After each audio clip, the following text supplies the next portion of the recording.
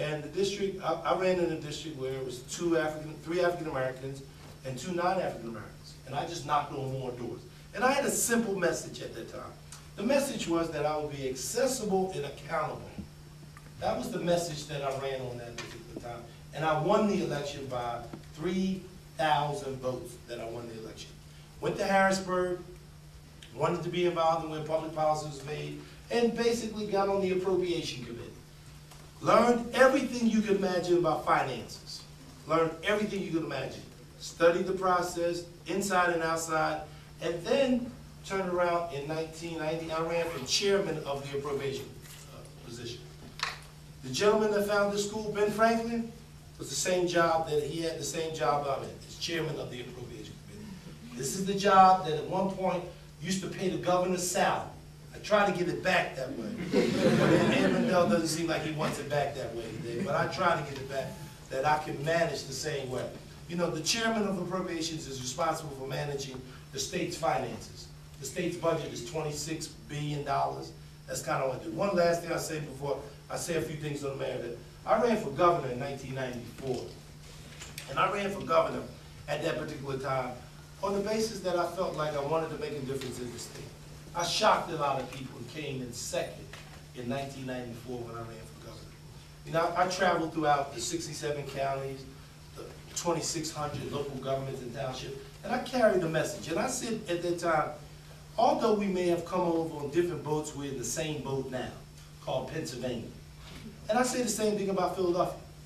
Philadelphia is a great place. It is the 2nd largest city on the East Coast. It is the 5th largest city in the nation. And sometimes we're just missing opportunities. Now, just like most of you in this class, as you stand today, there's probably nothing more important than your involvement in politics. John F. Kennedy said very clearly, he talked about the element of a next new generation. He talked about a new frontier. Bill Clinton talked about, is the economy stupid? Well, that hasn't changed. The new generation or the economy in terms of growth. Because if we're going to address issues like poverty, we're going to address issues like crime, the question is fundamentally, how do we make government work? And make it open, make it transparent, and get people involved. Because as I said to you, I was 25 years old when I got elected. I was 25 years old. And at that time, you could imagine being 25 years old, about 30 pounds thinner, and with hair. Okay, I had hair then. And I went out, and I basically talked to people about giving the chance. Now, the district I represent, I've transformed the neighborhood. Started 2 charter schools. We have houses, we have apartments. I started a community development corporation. And the community development corporation has created jobs and opportunities in the northwest part of Philadelphia. So what I've tried to do is to use the political position I'm in to transform lives. My theory is a simple theory. If you change the environment, you change the behavior. If you change the environment, you change.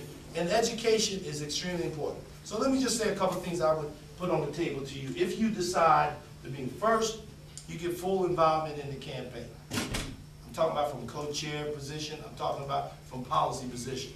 If I'm fortunate enough to become the next mayor of the city of Philadelphia, you can also be very much involved in transition. Because if you look at my campaign operation, you can see that I have a lot of younger people in it. And if you look at my legislative office, I have an awful lot of young people involved in my office. Because I think that is important. I don't, you know, somebody gave me a chance. Somebody gave me an opportunity. And I believe the same thing needs to happen. And I'd like to get your help and your consideration. And it's open for any questions that you may want to ask me. I answered all the questions. Is that good?